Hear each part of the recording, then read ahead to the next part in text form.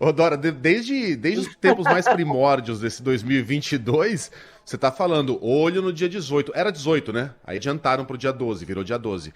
Olho nesse dia, porque é o dia da diplomação, é o dia mais importante, é o dia que a gente vai passar a régua, que vai estar oficializado que a eleição aconteceu, que o presidente está. Faz tempo que você tá falando. E deu no que deu, Dora. Pois é, é 19, tá? Era 19, na próxima segunda-feira. Na Isso. verdade, eu estava retransmitindo uma preocupação que eu ouvi do ministro Edson Fachin. Ele, então, ainda presidente do TSE, já arrumando as gavetas para sair, cedeu lugar para Alexandre de Moraes, e ele me passou essa preocupação, que eu realmente não estava antenada nisso, que o dia D, o dia que podia suscitar alguma similaridade com aquele do Capitólio, que era uma preocupação, que depois veio se esvaindo, né? Que a gente viu as punições dos Estados Unidos foram, e depois as diferenças também entre lá e cá, foram diminuindo essa preocupação. Mas, de qualquer forma, havia isso. Por quê? O que foi aquele 6 de janeiro? Aquele 6 de janeiro era a validação do resultado da eleição, que lá se dá no Capitólio, no Congresso. E aqui se dá no TSE. É a mesma convalidação. Depois disso feito,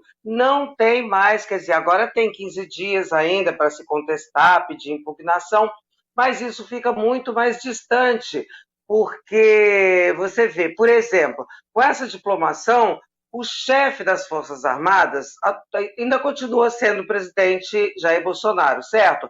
Mas isso de direito, de fato. Mas, para todos os efeitos, a gente já tem um Lula entrando nessa condição. Então, já cria um outro tipo de relação com as Forças Armadas e um outro tipo também de relação com toda a institucionalidade. Havia essa preocupação com relação principalmente ao prédio do TSE. Gente, o Edson Fachin, na ocasião, até me disse, olha, se tentarem invadir o prédio, tentarem alguma coisa, a gente vai diplomar no botequim.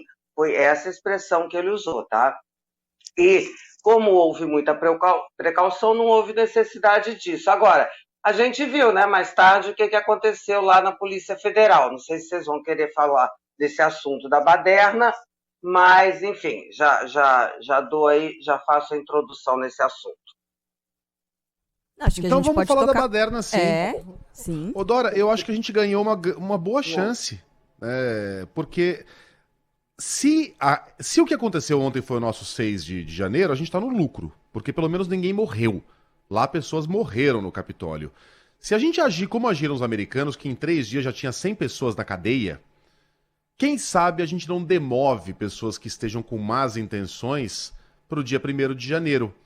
E a gente transforma esse limão de ontem à noite numa bela limonada que pode garantir uma transição mais pacífica nesses últimos dias. Que tal?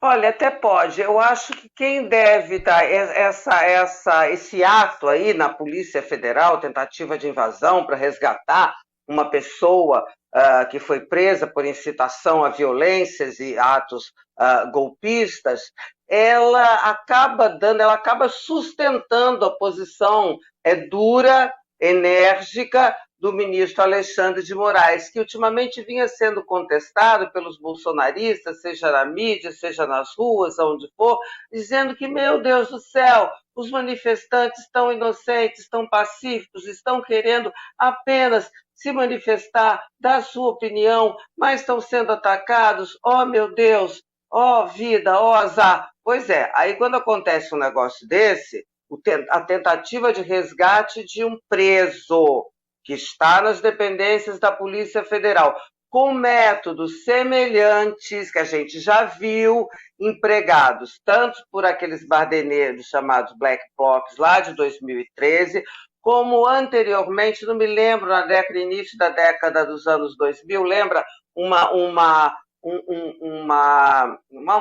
badernaço promovido pelo tráfico, por facções, ou melhor, pela maior facção criminosa de São Paulo, também incendiando ônibus do mesmo jeito, vandalizando carros. Então, esse tipo de atuação até dá sustentação ao ministro Alexandre de Moraes, que vinha começando a sofrer algumas críticas até de setores de oposição ao presidente Jair Bolsonaro, argumentando que ele poderia estar exagerando, estar extrapolando, ser autoritário demais. Bom, quando acontece um negócio desse, aí volta tudo. Diz, não, o Alexandre de Moraes, realmente, se ele não agisse com energia, a coisa poderia degenerar, a gente não sabe para onde. E aí, para dar essa volta toda e chegar aonde Megali começou, eu acho que sim, isso pode resultar desestimular as pessoas mais fanáticas a aderirem a esses atos ou aumentarem esses atos, e aí sim a gente ter um ambiente melhor. Agora, eu não sei se chamou a atenção de vocês, a mim chamou, assim, olha que confusão que a gente está. As autoridades em Brasília, mais ou menos alheia. Foi lá o secretário de Segurança aparecer às 11 e tanto da noite, o ministro da Justiça só fazer lá um Twitter, presidente da República nenhuma palavra, e quem acaba falando da entrevista coletiva é o ministro da Justiça indicado, que ainda não é ministro da Justiça. Não é nada, né? Ele não é governo. No entanto, pois é, olha que confusão que a gente está. Pois é. Mais cedo a gente estava falando, o Anderson Torres não vai aparecer, mas depois ele se manifestou, né? Publicou um Twitter, porque é ele, o atual ministro da Justiça. Até 31 de dezembro é ele quem tem que falar sobre isso, né, Dora?